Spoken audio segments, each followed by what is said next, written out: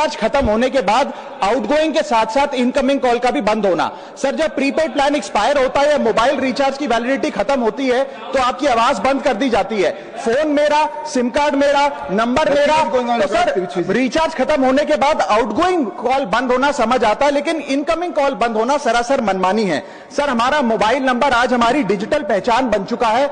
Essential communication जैसे कि UPI payment, banking, OTP, train ticket OTP, PAN Aadhaar authentication, interview का call, hospital का call, मां बाप का गांव से कॉल, तमाम चीजें इनकमिंग कॉल और इनकमिंग एसएमएस से आती है और वो इसलिए बंद कर दिया जाता है कि इंसान एक रिचार्ज कराना भूल गया।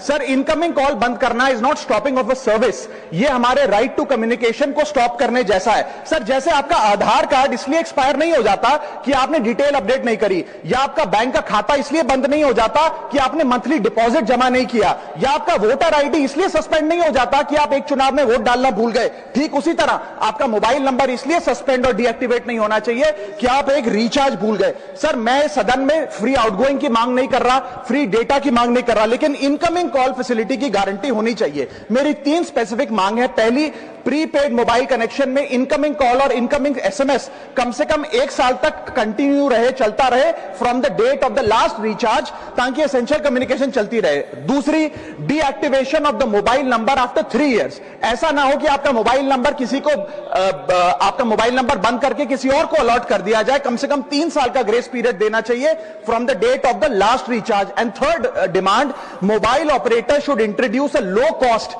Incoming only plan. वो लोग जो सिर्फ इनकमिंग के लिए फोन रखते हैं उनके लिए, जैसे कि 10 रुपए में 180 दिन की इनकमिंग कॉल की फैसिलिटी, इस प्रकार की स्कीम्स मोबाइल ऑपरेटर को लानी चाहिए। दूसरी समस्या जो प्रीपेड कस्टमर्स फेस करते हैं वो है टेलीकॉम ऑपरेटर का 28 दिन का मंथली रिचार्ज। साल में सर महीने 12 होते हैं, लेकिन 28 दिन की रिचार्ज के माध्यम से 13 टाइम्स रिचार्ज कराना पड़ता है। कैसे सर? 28 दिन into 13 times is equal to 364 days. ये एक बड़ी क्लेवर स्ट्रैटेजी है जिसके चलते आपको फीलिंग 30 दिन की देते हैं, लेकिन आपसे डीलिंग 28 दिन की करते हैं। सर, दुनिया में हर जगह बिलिंग साइकिल कैलेंडर मंथ के हिसाब से होती है, 30 या 31 दिन।